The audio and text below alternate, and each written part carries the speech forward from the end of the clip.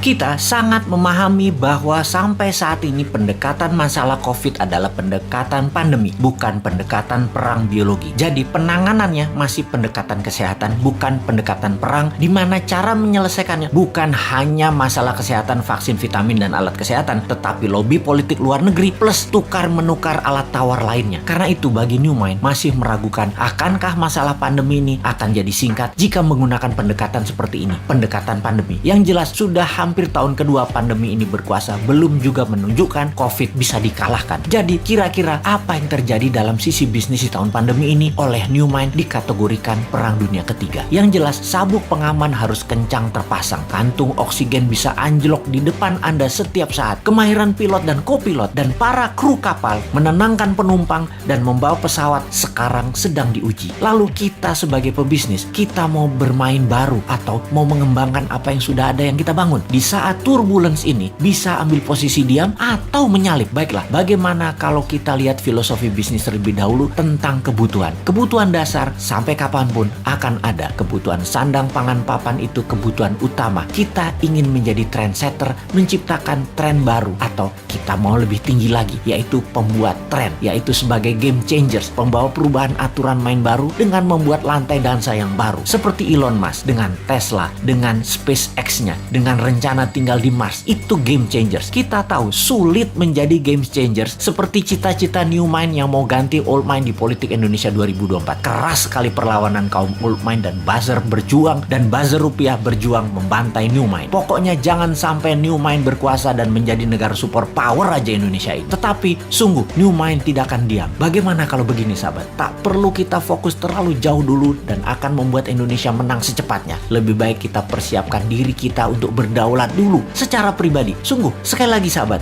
kita yakin dan meyakini bahwa New Mind pasti menang di 2024. Ini sebuah kepastian. Di tahun 2030 Indonesia 3 besar dunia. Ini kepastian. Di tahun 2045 Indonesia negara superpower. Itu suatu kepastian dengan syarat semua sahabat berdaulat secara ekonomi sekarang. Jadi, saya sangat menyarankan dengan satu batu dua target kena, yaitu Anda pintar, Anda paham, Anda makmur, dan bisa membantu sesama. Sahabat, jika Anda membeli video narasi Bosman Sadar Kaya Advance atau Road to Billionaire atau keduanya, maka di masa pandemi ini Anda bisa belajar merubah mindset dan memiliki bekal ilmu baru untuk sarana sukses Anda. Dan tak kalah penting, keuntungan penjualannya adalah untuk rumah yatim Indonesia yang di masa pandemi ini berat perjuangannya kalau sendirian. Sahabat, terima kasih atas keputusan Anda untuk belajar, membeli, dan membantu sesama. Salam hormat dari kami.